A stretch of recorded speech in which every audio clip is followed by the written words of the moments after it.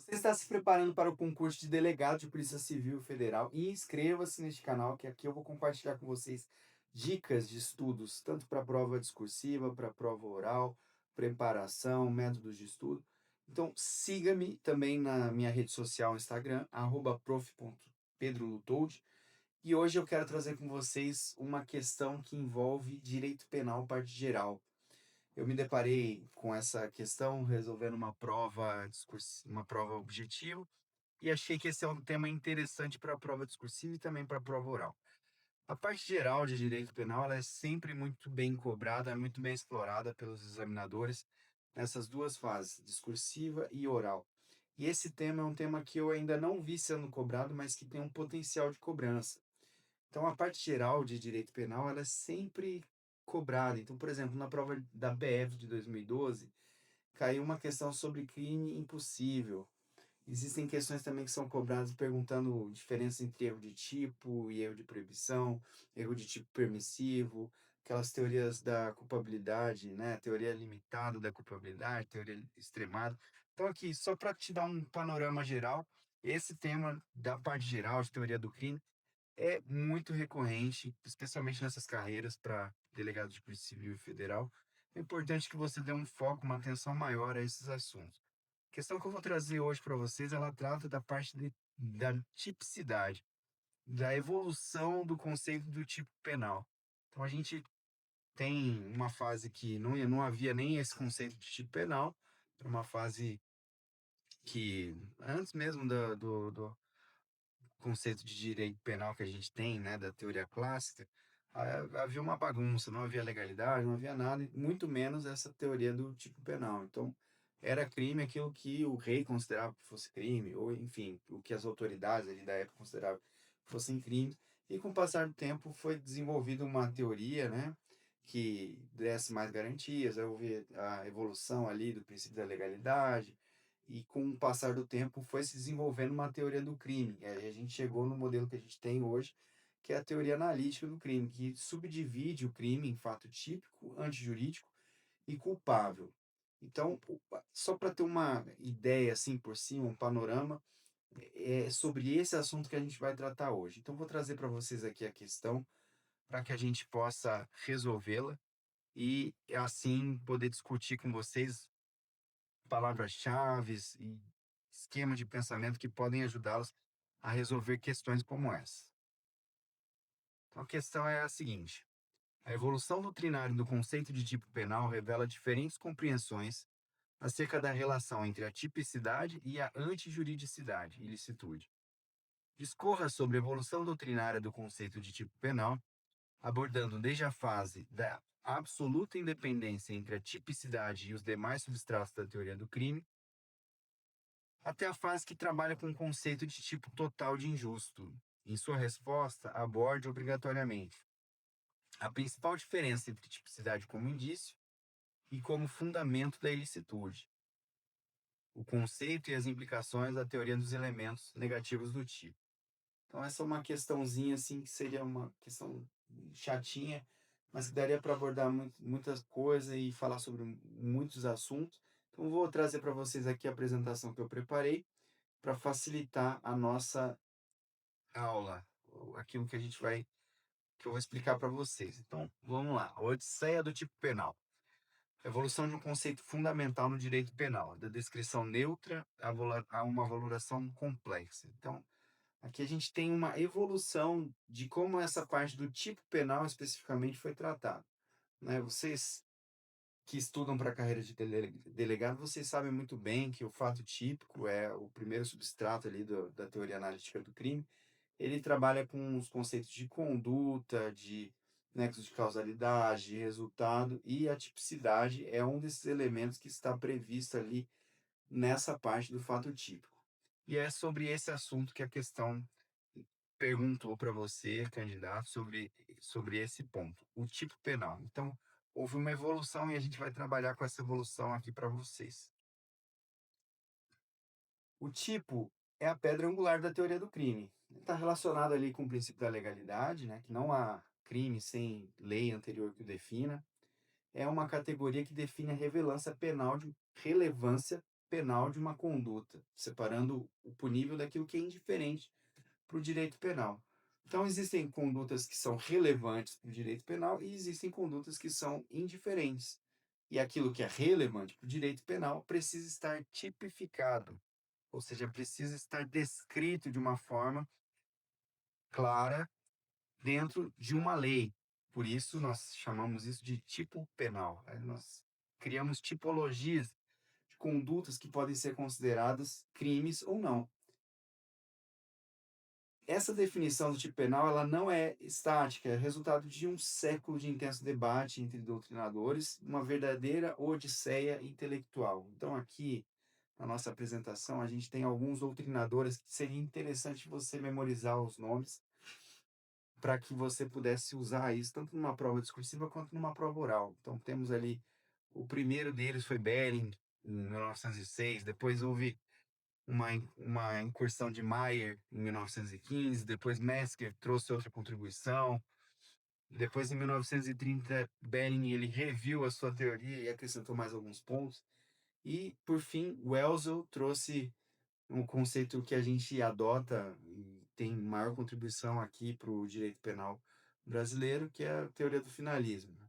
Então, essa apresentação que eu trouxe para vocês, ela mostra essa evolução através de 5 fases cruciais, revelando como o tipo deixou de ser uma fotografia neutra do fato para se tornar um complexo juízo sobre o injusto.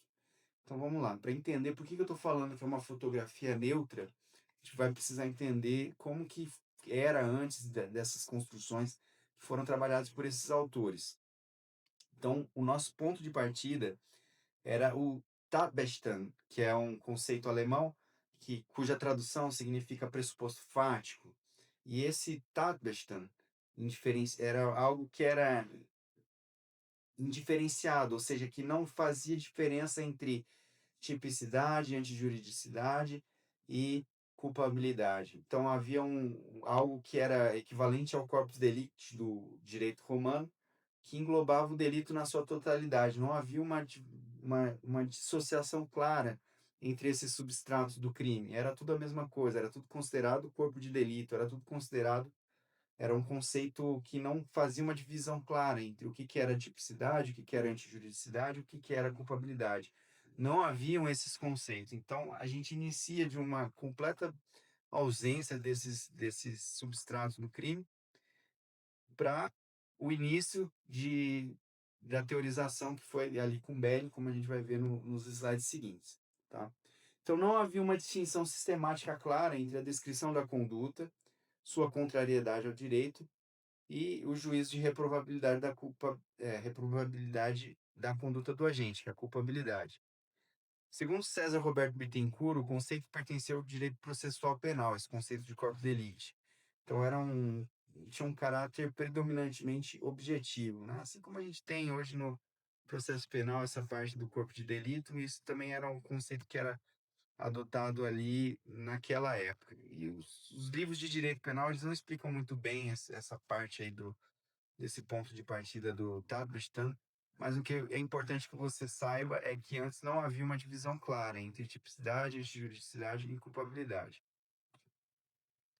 Então, a partir de 1906, com Belling, na sua obra Gilles von Verbrechen, ele separa a tipicidade como uma categoria autônoma, independente da antijuridicidade e da culpabilidade. Então, aqui, a gente tinha a tipicidade, né, como uma fotografia, algo estático, né, de uma conduta que poderia ser considerada crime, né, se ela fosse também antijurídica e culpável.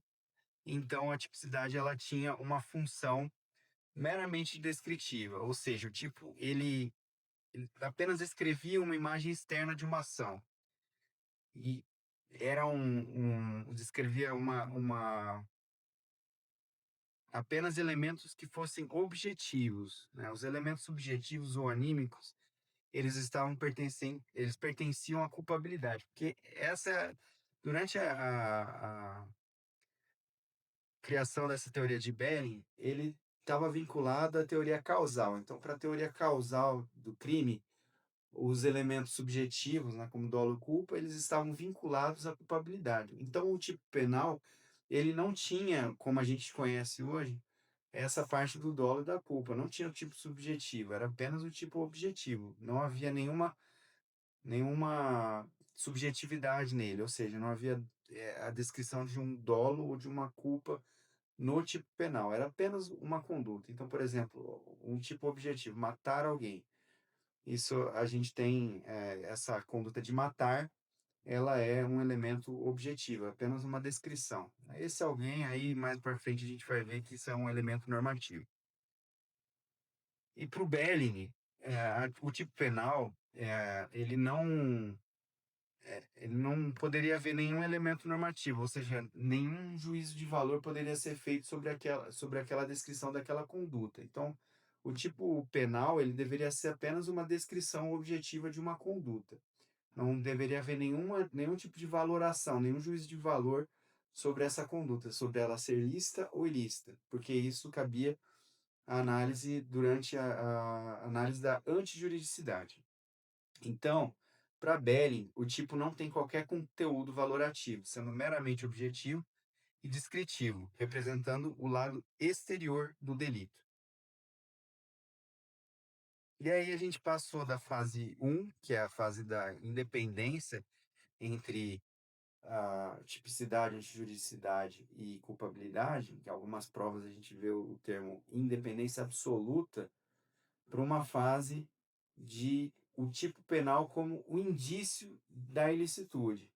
Então, Mayer começou a fazer críticas a Belling e criticou exatamente essa concepção puramente descritiva, dizendo que isso era asséptico.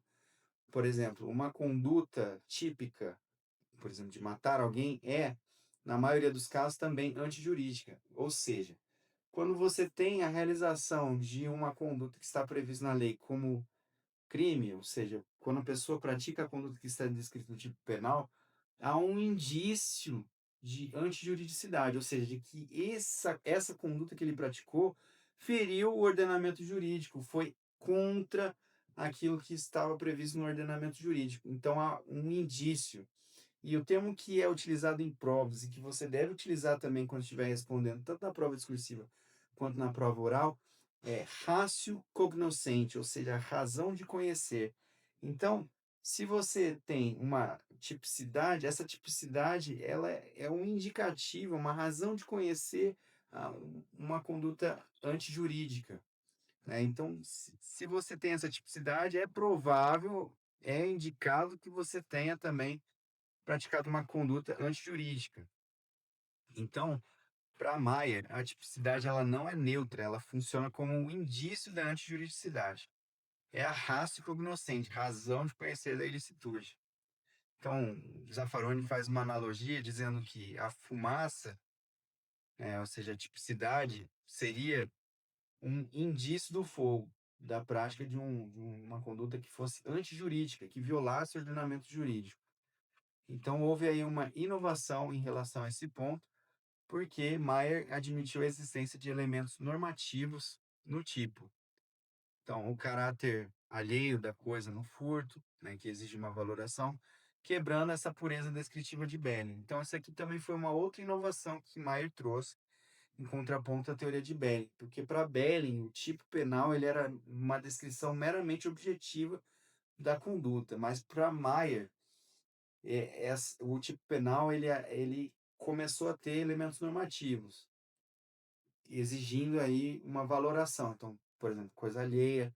O que que é o alheio? Alheio depende de uma valoração. Então, se você, se você tá num local que é a sua casa e você pega um objeto e esse objeto é de uma outra pessoa, esse objeto é alheio? Sim, mas e se essa pessoa ela deu esse objeto para você? Ele ainda é alheio, então você tem que fazer um juízo de valor sobre aquela circunstância para verificar se é ou não. Então, isso é a questão normativa, né? É a realização desse juízo de valor. Depois, nós temos a fase de Mesger, que aí ele falou, não, a tipicidade, na verdade, ela é a razão de ser da antijuridicidade. ela não é apenas um indício. Então, se você tem um fato que é típico, ele é antijurídico. É a razão de ser dele é de que aquela conduta é antijurídica. Então, para essa teoria do Mesker, o, o crime seria uma ação tipicamente antijurídica e culpável. Então, aí a gente tem a teoria bipartida do crime. Como implicação lógica, a gente tem que a tipicidade e a antijuridicidade se fundem. Uma conduta justificada, praticada em legítima defesa, não é apenas não antijurídica, mas ela é atípica. Se a antijuridicidade é negada, a tipicidade também é. Então aqui a gente tem a fusão entre a tipicidade e a antijuridicidade. Quem defendeu essa ideia foi Metzger em 1931. A tipicidade transforma a ação em uma ação antijurídica, sem dúvida, não por si só, mas em vinculação com a ausência de fundamentos especiais excludentes do injusto. Como consequência dessa fusão, a gente tem a teoria dos elementos negativos do tipo. E aí a gente tem uma fórmula matemática que traz aí o conceito do tipo total, que também é falado na doutrina, que é o tipo total é igual os elementos positivos, que é a descrição legal daquela conduta, com elementos negativos, ou seja, a ausência de causas justificantes. Então, a descrição legal, matar alguém. Elementos negativos, os justificantes seriam legítima defesa, estado de necessidade, exercício regular do direito. Então, o tipo total ele envolve a presença dos elementos positivos e a ausência das justificantes, o que daria esse tipo total de injusto. Então, essa teoria dos elementos negativos do tipo é uma consequência da visão de Metzger da ratio essendi, que a tipicidade é a razão de ser da antijuridicidade. As causas de justificação são vistas como elementos negativos que integram o próprio tipo penal. Então, para essa teoria de Metzger, a-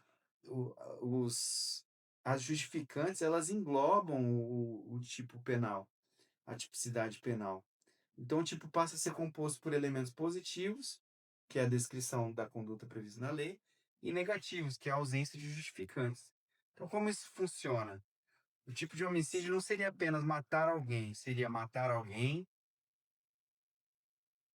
desde que não em legítima defesa, nem em estado de necessidade. Então, uma crítica que é feita, né, por Bittencourt, inclusive, de que essa visão ela cria uma antijuridicidade penal distinta da antijuridicidade geral, ameaçando a unidade do ordenamento jurídico. Então, é porque essa teoria ela faria uma distinção, né? Que a teoria ah, das outras teorias não fariam. Então, isso aqui eu não vou explicar muito bem essa parte, porque não vem ao caso aqui em relação àquilo que a gente está estudando agora, tá? Mas saiba que há uma crítica em relação a essa teoria. O professor Bittencourt aponta que ele fala que essa teoria do Metzger ela faz uma distinção entre antijuridicidade penal e antijuridicidade geral. E aí, diante dessas críticas, o próprio Belling revisita a sua teoria, mas ele mantém a função descritiva e a independência do tipo. Então, ele busca, né, com essa reformulação, resolver problemas teóricos com uma tentativa, onde o tipo não se realiza completamente, e a participação. Mas ele não chega a aderir às ideias de Metzger, ele apenas faz uma reformulação para resolver alguns problemas.